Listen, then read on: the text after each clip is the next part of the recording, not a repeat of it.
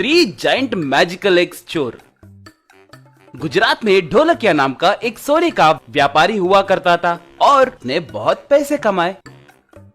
एक दिन अपने साला मुन्ना को बुलाकर, रे मुन्ना, हमारे कंपनी के 50वें वार्षिकोत्सव के अवसर पर हमारे पास काम करने वाले सारे वर्कर्स के लिए कुछ ना कुछ करने की सोच रहा हूँ रे। इस बार हमें त्योहार ऐसे मनाना है कि उसे देखकर लोग दंग रहना होगा और उसके साथ साथ हमारे पास काम करने वाले भी खुशी से पागल होना चाहिए। अगर तुम्हारे पास ऐसा कोई आइडिया है तो बोलो। जीजा जी, आप वार्षिकोत्सव मना रहे हैं, ये कोई गलत बात नहीं है। हाँ, जरूर मनाएंगे, क्यों नहीं। हमारे पास बहुत पैसे जो हैं, इसलिए अपने हैसियत के हिसाब से बहुत बड़ा त्योहार मनाएंगे ना। काफी है ना, उन वर्कर्स के लिए पैसे क्यों खर्च करना। उन्हें कुछ करने की जरूरत क्या है। हम उन्हें पगार दे रहे हैं और वो काम कर रहे हैं, बस।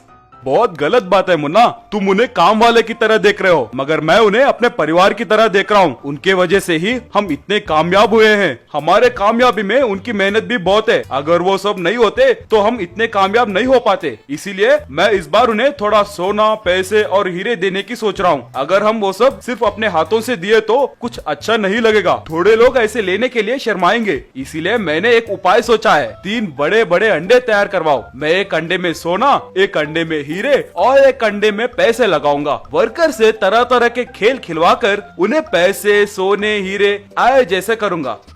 जीजा जी, आप सटिया गए हो। ठीक है, आपकी मर्जी, आपको जैसा अच्छा लगे वैसे कीजिए। मैं जाकर आपके लिए 3 बड़े बड़े जाइंट एग्स तैयार करवा कर आऊंगा, कहकर बाहर गया। बाहर आकर मुन्ना अपने मन में, जीजा जी की पागलपंती की तो हद ही नहीं है। नहीं तो इतने सारे पैसों को वो वर्कर्स पर कौन बर्बाद करेगा। ये सब वर्कर्स को मिलने से पहले ही मैं उन्हें चुरा लूंगा। इसके लिए चोरों की मदद लेनी पड़ेगी। सोचकर बड़े बड़े अंडों को तैयार करवाकर अपने जीजा जी ढोलकिया के पास लेकर आया। उन्हें देखकर ढोलकिया, अरे मुन्ना, ये तो मस्त है रे। मुझे हमेशा ये शक रहता था कि तुम ठीक से काम कर पाओगे कि नहीं, मगर इस बार तुमने बहुत अच्छे से काम किया है रे। गुड। वो देखो, उन पैसों की टोकरी, सोने के टोकरी और हीरे के टोकरी को उन अंडों में भरो। कहते ही मुन्ना उन अंडों में सब भर दिया। वो देखकर ढोलकिया, ठीक है रे मुन्ना, इन अंडों को यही संभल कर रखना, कल सुबह वर्कर्स को बांटेंगे। कहकर वो घर चला गया। उसके जाते ही मुन्ना घर के बाहर जाकर 3 चोरों को अंदर बुलाकर लाया। रे, तुम चुपचाप उन जाइंट एग्स के अंदर जाओ और उनमें से सोना, हीरे और पैसों को चुरा कर लाओ। वो 3 चोर अंडों के अंदर कूदे। ये सब सीसीटीवी में देखकर ढोलकिया अचानक से बाहर आया।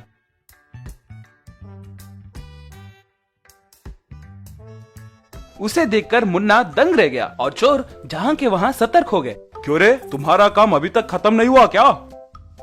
हाँ जीजा जी, काम खत्म हो गया, मगर यहाँ इतनी सारी संपत्ति को देखने के लिए कोई नहीं है, इसलिए मैं इसकी पहरेदारी कर रहा हूँ। सच्चे रे मुन्ना, अपने संपत्ति को जाइंट एग्स में भरकर तुम्हारे अकेले को पहरेदारी के लिए रखना बहुत गलत बात है। चलो हम दोनों मिलकर इसकी पहरेदारी करेंगे। मुन्ना मन में, वाह, ये क्या, ये बूढ़ा कुसट भी मेरे साथ बैठने को कह रहा है। अगर ये यहीं रहा तो वो चोर कैसे बाहर आएंगे, पैसे बाहर कैसे लाएंगे। अब इन पैसों को चुराना बहुत मुश्किल लग रहा है। सोचकर मुन्ना, जीजा जी, आपको इस उम्र में इतनी तकलीफ उठाने की क्या जरूरत है। जीजा जी, आप जाकर सो जाइए, मैं इसकी पहरेदारी करूंगा।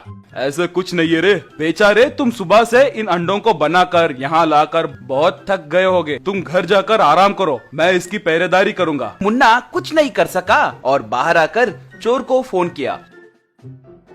अंडे के अंदर चोर फोन उठाया। रे, संभल के, मेरे जीजा जी बाहर पहरेदारी कर रहे हैं। तुम कुछ गड़बड़ करे बिना अंदर ही रहो, मैं कुछ ना कुछ करके तुम्हें बाहर निकालूंगा। तब तक तुम चुपचाप अंदर ही बैठ जाओ। बेचारे वो चोर रात भर उस अंडे में ही फंसकर रह गए। मुन्ना जीजा जी कब सोएंगे ये इंतजार करने लगा, फिर भी ढोलकिया नहीं सोया और चोर उन अंडों के अंदर ही रह गए। सुबह होते ही ढोलकिया, मुन्ना, मैंने अपने वर्कर्स को घर के पास आने के लिए कहा है, सब आ रहे हैं और मैंने अपने प्लान को थोड़ा बदला है। हम उन 3 जाइंट एग्स के नीचे आग लगाएंगे, तब वो उबलेंगे और उबल उबल कर फट जाएंगे ना, तब उनमें से आए पैसे, हीरे और सोने को वर्कर्स ले जाएंगे। कैसा है मेरा प्लान? जीजा जी, आग? वो क्यों जीजा जी? मैं जो भी कहता हूँ उसे चुटकी में करना चाहिए। अगर तुमसे ना होगा तो बोलो, वो काम मैं खुद करूँगा। कहकर उन अंडों के नीचे आग लगवाया। आग लगते ही अंडे गर्म होने लगे और उनके अंदर छिपे चोरों को गर्मी लगने लगी। उसे वो झेल नहीं पाए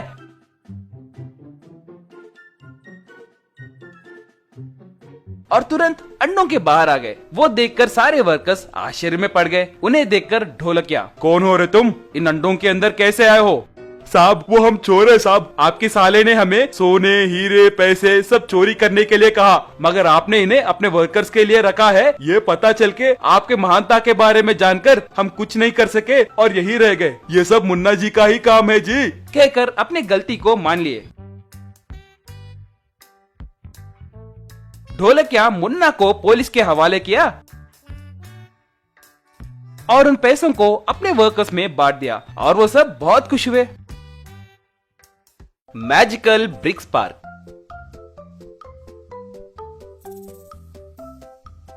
सूरत नाम के गांव में शरद नाम का व्यक्ति एक पार्क में काम करता रहता था। पार्क में खेलने वाले बच्चों को वो बहुत पसंद था। एक दिन पार्क में काम कर रहे शरद के पास बच्चे आए। उनमें से लकी, भैया हमारे स्कूल ने हमें छुट्टी दी है, आप बुधवार के दिन भी पार्क खोल सकते हो ना? अम्मा मैं पूरा हफ्ता काम करते रहता हूँ, मुझे भी थोड़ा आराम चाहिए ना, इसीलिए सरकार वालों ने मुझे बुधवार के दिन छुट्टी दिए हैं। आप लोग उस दिन कोई और खेल खेलो। अंकल आप बुधवार के दिन आइए अंकल, हम भी शिफ्ट लगा। मुझे बुधवार के दिन छुट्टी दिए हैं, आप लोग उस दिन कोई और खेल खेलो। अंकल आप बुधवार के दिन आइए अंकल, हम भी शिफ्ट लगाकर पार्क की पहरेदारी करेंगे। अगर आप चाहें तो हम सरकार वालों से भी बात करेंगे।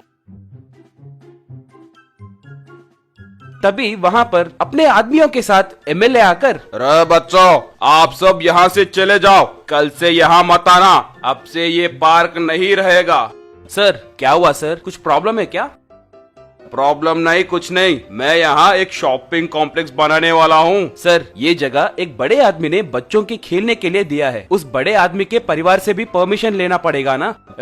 कौन है रे तू? तुम आफ्टर ऑल एक पार्क एम्प्लॉय हो, ऐसे ही रहो। ज्यादा होशियार बनने की कोशिश की तो तुम्हारी ये नौकरी नहीं रहेगी। तब शरद वहाँ से चला गया। अगले दिन एमएलए के आदमी आकर जेसीबी से पार्क को तोड़कर वहाँ से चले गए। उसे देखकर बच्चे रोने लगे। उनसे शरद, बच्चों अब से आप यहाँ मत आओ, दूसरा कोई पार्क है तो वहाँ खेलिए। आसपास में पार्क कहाँ है अंकल? हमारे दोस्त उनके घर के पास पार्क नहीं रहने के कारण यहाँ खेलने के लिए बस चढ़कर आते हैं। पता है क्या अब हम कहाँ जाएंगे? हाँ सही है, अब बच्चों के खेलने के लिए जगह नहीं है, सभी कब्जा करके बिल्डिंग जो बना रहे हैं ना, सोचा। इतने में वहाँ एक बूढ़ा हाथ में चमकती हुई एक स्टिक लेकर आया।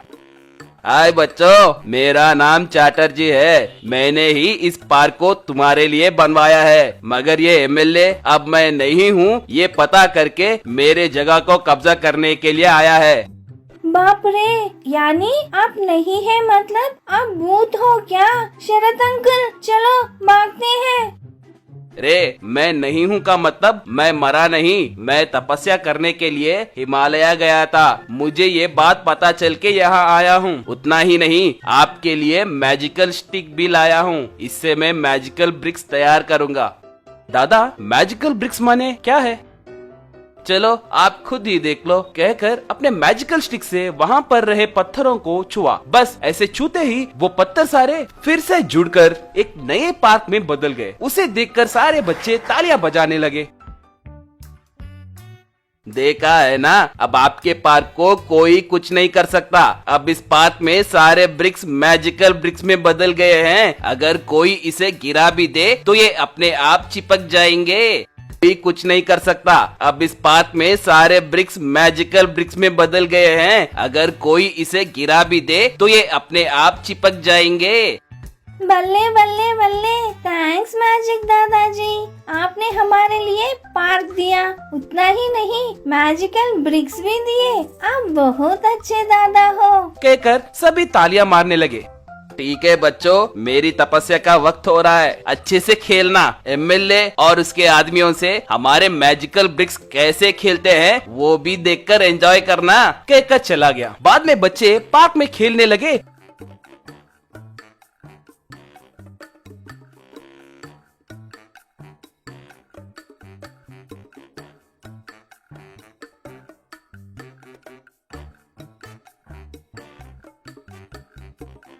तभी एमएलए अपने आदमियों के साथ वहाँ पर आया। रे गधो, तुमने कहा था ना कि इस पार्क को नाश किए, मगर ये पार्क तो नया दिख रहा है। माँ कसम भाई, जेसीबी से इस पार्क को हमने तोड़ दिया है। रे, मुझे तुम्हारे बारे में पता है रे, मेरे दिए पैसों से पीकर सो गए होंगे ना, यही है ना? भाई हम सच कह रहे हैं, अगर चाहे तो पार्क के सुपरवाइजर से पूछो। सर, इन्होंने सच में पार्क को तोड़ दिया, मगर उसके बाद पार्क के ऊपर एक बड़ा सा रोशनी आया और ये पार्क खुद ब खुद ऐसे फिर से तैयार हो गया। क्यों रे, कहानियां बोल रहे हो क्या? ये रोशनी, टूटा हुआ पार्क, फिर से ठीक हो जाना, ये सब क्या है रे? रे, इसे अभी मेरे सामने तोड़ो। ये कैसे जुड़ेगा मैं भी देखता हूँ। उसके आदमी जेसीबी लाकर उस पार्क को फिर से तोड़ दिए। एमएलए शरद से, रे शरद, अब इसे ठीक होने को कहो, मैं भी देखता हूँ।